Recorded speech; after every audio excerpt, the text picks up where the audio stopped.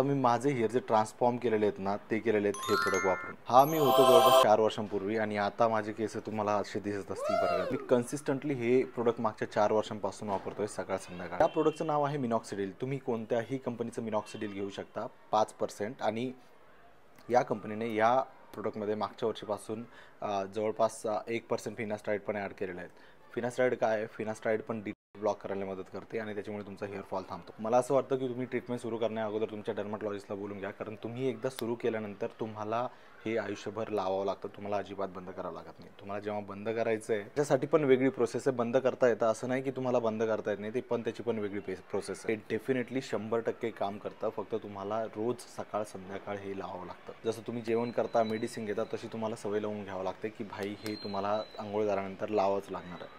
आणि त्याच्यानंतर तुम्हाला अजून काही एक्स्ट्रा प्रिकॉशन घ्यावं लागतात. जसं की तुम्ही जर सोल्युशन वापरत असाल, याचे ॲक्च्युली 2-3 प्रकार येतात. जेल बेस पण येतं, सोल्युशन पण येतं, त्याच्यानंतर एक फोम बेस पण येतं.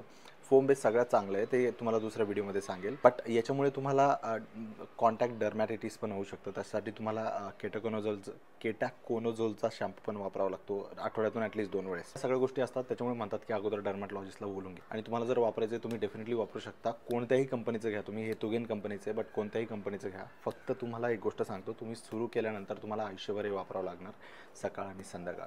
आणि जर तुम्हाला बंद करायचं आहे तरीही तुम्हाला डर्मॅटॉलॉजिस्टला भेट द्यावं लागेल. आणि हो, हे एकमेव प्रोडक्ट आहे मिनॉक्सिडिल जे की तुमची हेअर रिग्रोथ करतं. बाकी जे प्रोडक्ट आहेत त्याच्यावर एवढ्या ऑथेंटिक स्टडी नाही आहे. त्याच्यामुळे मला तरी असं वाटतं की तुम्ही जर खरंच सिरियस असाल तुमच्या हेअर ग्रोथबद्दल, तर मग तुम्ही हे प्रोडक्ट वापरायला हवं. आणि एनिवेज तुमचं जर वय 35 असेल किंवा 35+ असेल तर मग तुम्ही 100% स्टार्ट करायला हवं.